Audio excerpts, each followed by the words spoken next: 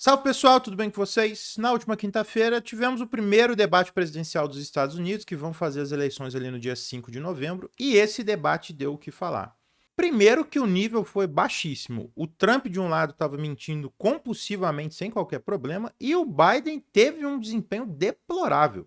E isso evidentemente está gerando uma crise muito forte no Partido Democrata pelo fato de que ficou evidente que o Biden não tem condição de ser candidato. A participação do Biden foi muito ruim. Ele estava com gripe, simplesmente não conseguia falar direito, então ele fica sussurrando de uma forma bizarra.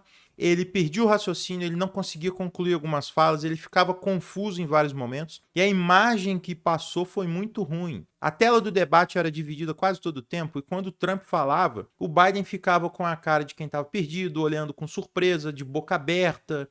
E foi terrível a repercussão disso, foi muito ruim a ponto de ter um pedido generalizado para que o Biden desista da candidatura à reeleição. E essa questão da idade do Biden é uma questão que já está sendo debatida já tem muito tempo, só que a mídia apoiadora do Partido Democrata lá nos Estados Unidos, ela está escondendo, ela está jogando para debaixo do tapete, só que agora a situação explodiu. Recentemente teve um caso que o Biden estava lá no encontro do G7 na Itália, e aí eles foram tirar a foto oficial e depois que eles tiraram a foto, teve lá um show lá com pessoal de paraquedas, com paraquedista e tal. E aí o Biden simplesmente foi, parece que ele foi aplaudir, foi olhar o cara lá, e ele ficou totalmente perdido. Tem um vídeo desse assim, que é estarrecedor, que o Biden vai lá, ele olha, ele fica perdidinho, aí a primeira-ministra da Itália vem e resgata ele como se fosse uma cuidadora de idoso.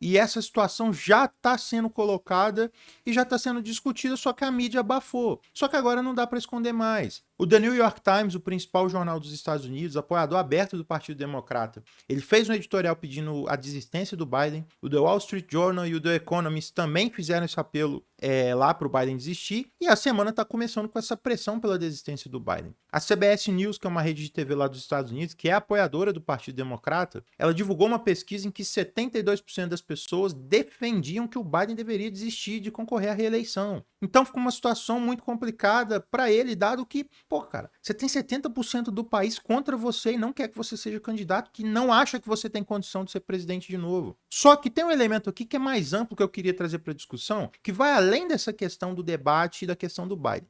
Eu acho que vale discutir, para além dessa questão de quem pode substituir o Biden, de quem vai ganhar e tudo mais, o seguinte: estaria a maior democracia do mundo caindo aos pedaços?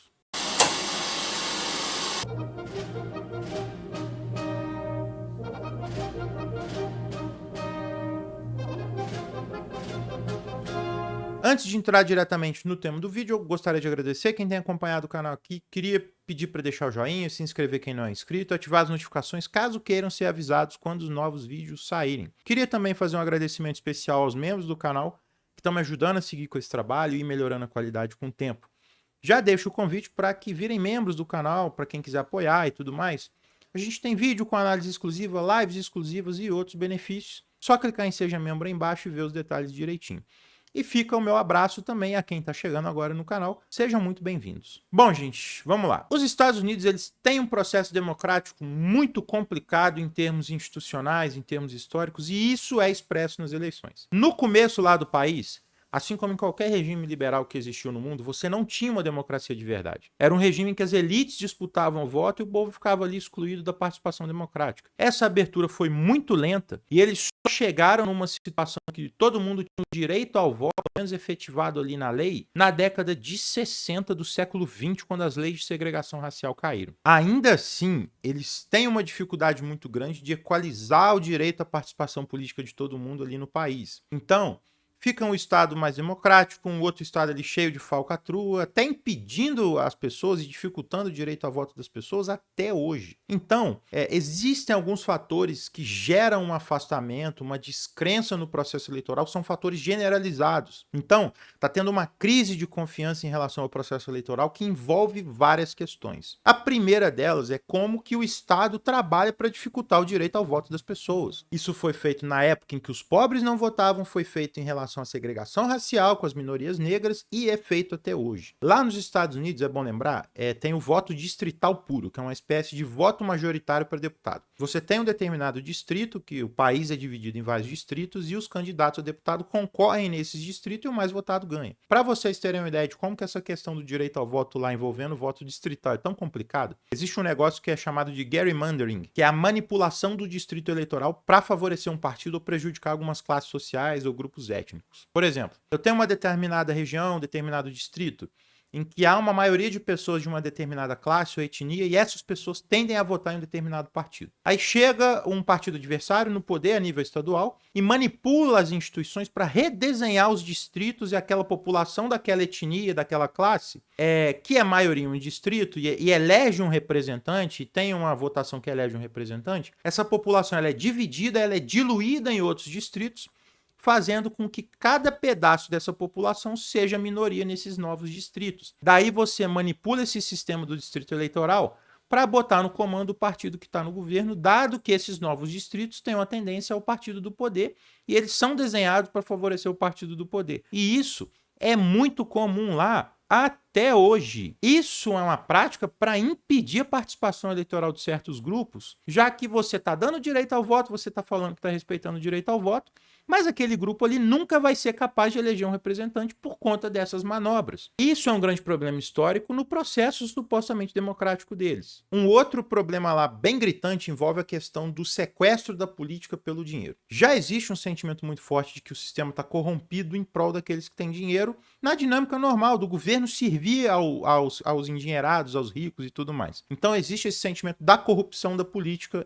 pelo dinheiro, pelos ricos, pelos poderosos e tal. E aí, recentemente, um caso bem famoso que ilustra bem esse debate, que gerou uma discussão muito intensa, é o caso da Citizens United contra a Comissão Eleitoral Federal. E do que eu estou falando aqui? Em 2002, o Congresso dos Estados Unidos aprovou uma lei que introduzia alguns elementos na regulação da legislação eleitoral nacional. E um dos elementos dessa lei proibia com que corporações pudessem financiar a campanha de um determinado candidato apoiando ou atacando determinados candidatos na eleição. Por exemplo, você tem a campanha normal do candidato, ele arrecada dinheiro, ele traz apoio, ele produz material e tudo mais. Só que aí tem uma corporação que quer apoiar esse candidato e começa a produzir material audiovisual, vincula esse material na TV, paga anúncio no YouTube e tudo mais, ou vai atacar o adversário desse cara. Essa lei que eu estou falando aqui para vocês, ela proibia isso de acontecer.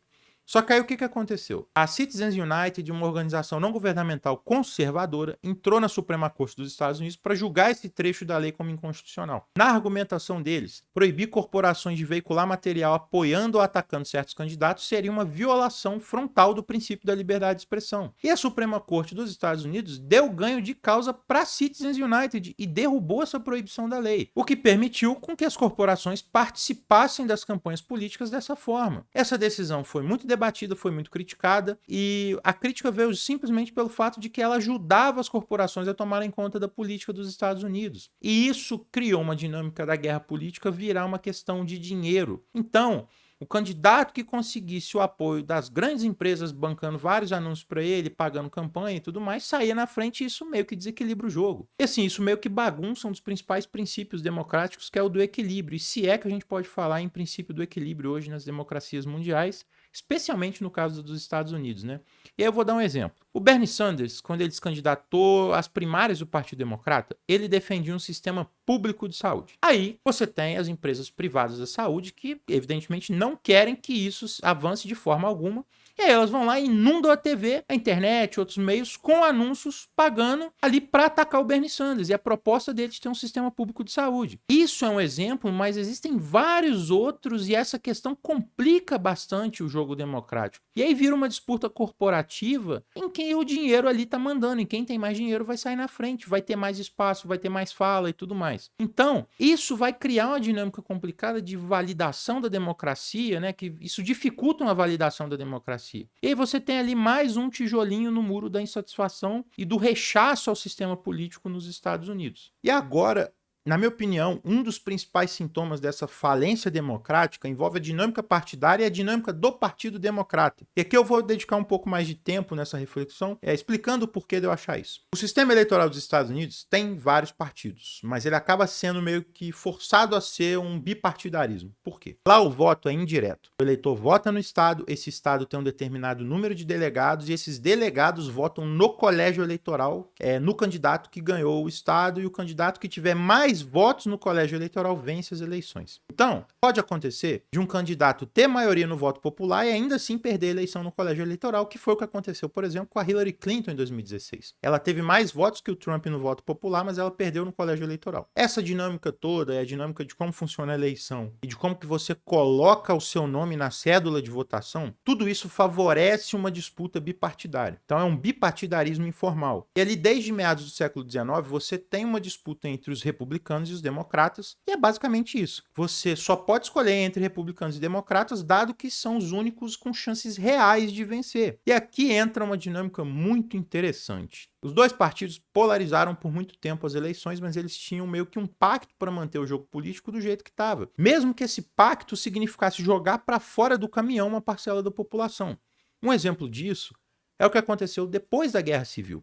A guerra acabou, a escravidão foi abolida e por muito tempo o exército dos Estados Unidos ocupou o território dos confederados, que é o lado que perdeu a guerra. O processo eleitoral dessa época nessas regiões, você tinha ali um contingente muito grande de ex-escravizados que davam uma vitória importante para os republicanos, por conta de serem o partido abolicionista na época. E aqui é bom lembrar que o Partido Republicano ele era abolicionista e protecionista, e o Partido Democrata era um partido de linha mais liberal e escravocrata. E como os democratas começaram a sofrer muitas derrotas nessas regiões, eles começaram a tentar restringir o voto da população negra que tinha acabado de sair da escravidão.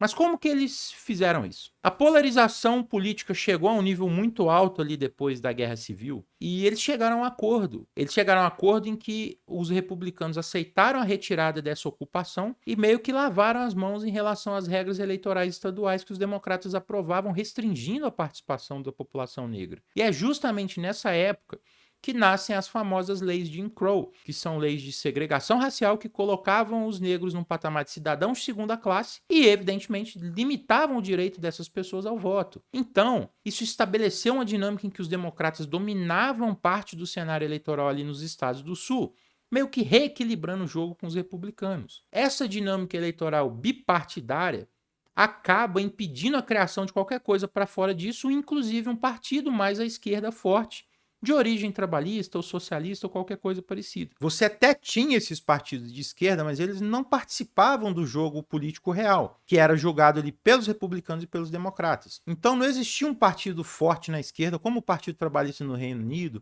ou como os partidos social-democratas ali na Europa e tudo mais. Só que aí veio o New Deal com o Roosevelt e você tem meio que uma guinada à esquerda do Partido Democrata, nessa experiência que foi a mais próxima da social-democracia que eles tiveram. A introdução de uma dinâmica de maior gasto público para sair da crise de 29, que deu certo, fortalecimento de políticas sociais, de proteção de emprego, de outras coisas que colocam os democratas perto das classes trabalhadoras. Então, por muito tempo, os democratas são associados ao New Deal e pegam esse elemento mais à esquerda da dinâmica política. E aí é bom lembrar também que mesmo nessa época ainda tinha ali até a década de 60 um resquício da ala segregacionista do partido nos estados do Sul, mas isso acaba ali na década de 60. Só que tem uma questão. Você tem uma polarização política entre republicanos e democratas dentro dos limites que o poder econômico deixava e ambos conduziam o projeto desse poder econômico. E o Partido Democrata percebe uma coisa muito esperta, que é a seguinte: eles são a esquerda possível dentro do sistema político dos Estados Unidos. Então eles podem fazer uma política muito mais rebaixada que o resto do mundo fazia em relação à social-democracia, já que eles eram a única opção de voto desse pessoal mais progressista. E essa lógica é usada até hoje. Então, o eleitor dos Estados Unidos ele não tem uma opção real de voto à esquerda nas eleições gerais. Nas primárias eles até têm, mas isso é muito controlado pela cúpula do Partido Democrata, que é unha em carne ali com o poder econômico, que impede essas figuras novas de se destacarem. Aí vira aquela dinâmica do voto útil. Os caras sabem que vão ser a única opção do voto contra os republicanos, então eles não têm uma preocupação tão grande em cativar esse eleitorado. É só ver o que o Biden está fazendo agora em relação à Ucrânia, em relação a Israel. Ele meio que não está ligando para o voto progressista, porque na cabeça dele, na cabeça da cúpula dele ali, o pessoal não está nem aí, o pessoal já vai ter que votar nele mesmo, então ele passa o trator. Aconteceu isso muito em relação à guerra do Vietnã, quando a cúpula do Partido Democrata também participou da guerra, impulsionou a guerra.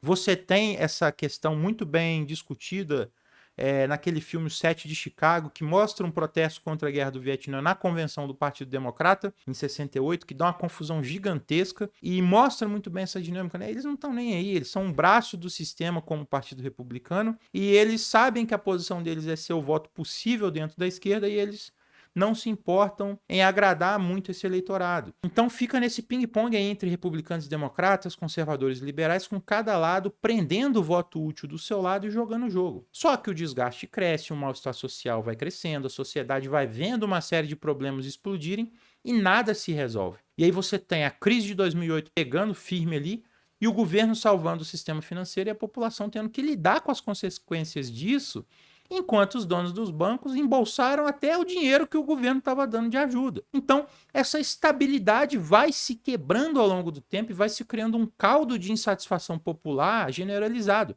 E aí entra em cena o Trump, que quebra esse pacto pela direita e toma de assalto o Partido Republicano. Aqui tem aquela dinâmica que eu já comentei aqui. A direita radicaliza e a alternativa a essa radicalização da direita é sempre a união democrática, o centrismo liberal e tudo mais. E, inclusive, está acontecendo isso neste exato momento na França com o Macron, que foi atropelado nas eleições legislativas que ele chamou. O Partido Democrata, então, sufoca a insatisfação pela esquerda, enfia a Hillary Clinton em 2016 e o Biden em 2020 goela abaixo do pessoal. Só que agora isso fez água. Eles apostaram tanto nessa dinâmica de achar que todo mundo vai engolir o Biden como candidato que eles não viram os riscos de insistir nisso.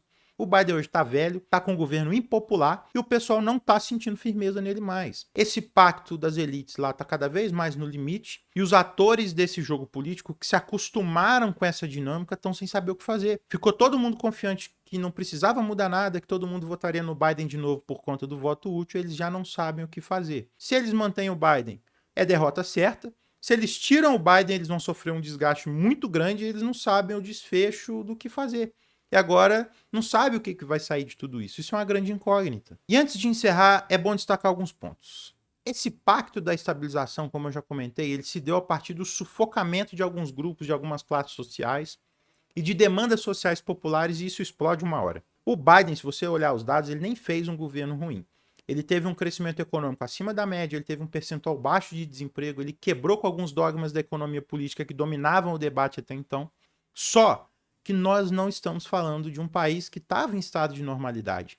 Os Estados Unidos passaram por uma estagnação dos salários desde os anos 80 e isso não foi resolvido.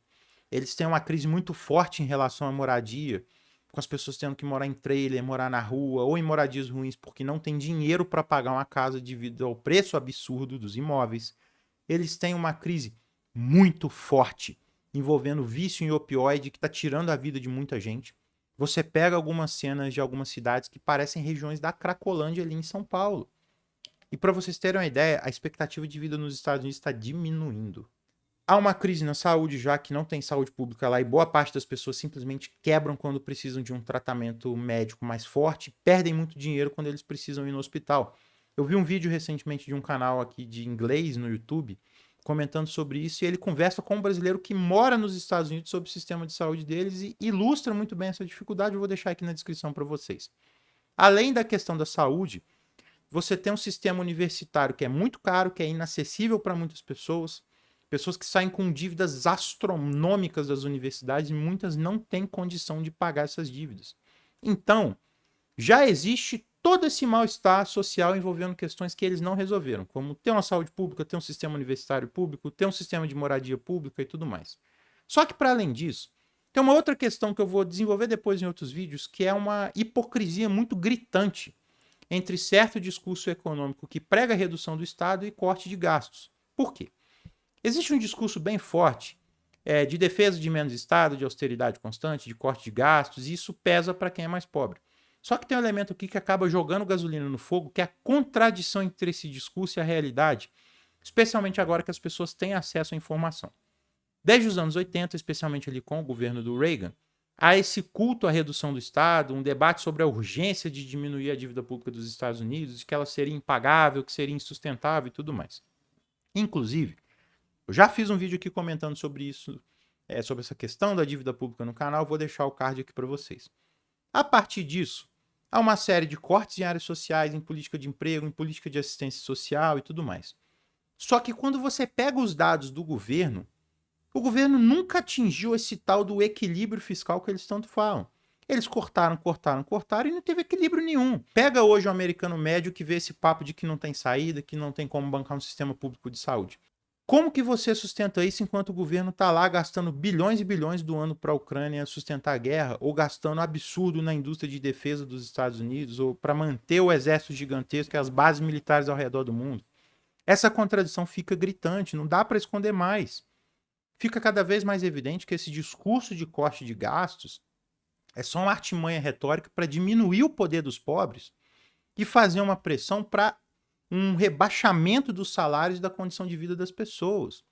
Então, tudo isso que eu falei gera uma crise de insatisfação, uma crise política muito generalizada, difusa, e que alimenta uma falta de confiança no sistema. E como o Trump é o único que busca dialogar com essa insatisfação, ele sai na frente, mesmo que ele não ofereça nenhuma resposta em relação a isso, e você tem essa situação de instabilidade. E como não tem um outro partido forte para fazer essa disputa, o cenário é de impasse, um impasse muito forte. O cara percebe que o Biden é fraco, mas ele meio que não tem alternativa ao Biden. E os democratas sabem disso e insistem em forçar essa candidatura, só que isso está fazendo água. E daí a gente fica refletindo se há alternativas, porque eles sabem que não existe muito espaço para uma terceira via, só que lá esse ano tem um candidato em terceiro lugar que ele está relativamente forte. Eu comentei recentemente no vídeo que saiu para o clube de membros sobre uma possibilidade de terceira via nos Estados Unidos, sobre a candidatura do Kennedy Jr. E ele está pontuando bem. Ele está pontuando ali consistentemente acima dos 10%, que é uma pontuação bem alta para um candidato de terceira via. Ele está indo bem nos estados pêndulo, que são estados que decidem a eleição. Só que assim, ele vai ter condição de herdar o desgaste do Biden? Ele parece que apostou nisso. Eu tenho alguns pontos ali com o discurso dele e tudo mais, mas a campanha dele, o marketing da campanha dele está indo muito bem. Eles estão fazendo um trabalho muito bom para tentar pegar esse voto, e agora com esse desgaste do Biden, ele está indo para cima do eleitorado que não está sentindo firmeza no Biden. Só que assim, a gente tem que discutir. O sistema político dos Estados Unidos, eles permitem esse tipo de renovação, eles permitem essa possibilidade de novas candidaturas, de novos nomes surgirem? Eu acho que não, e eu acho que isso é algo que acaba prolongando a crise, que lá no futuro pode dar muito ruim para eles e fazer o país se dividir, o país rachar, o país desmoronar. Enfim, gente, eu vou ficar por aqui para não virar um comentário muito extenso, vou voltar nesse tema mais para frente. Espero que vocês tenham gostado do vídeo, vou deixar minhas redes na descrição, meu canal no Telegram, meu canal no WhatsApp e o meu servidor no Discord, entrem lá. Um grande abraço para todo mundo e até a próxima.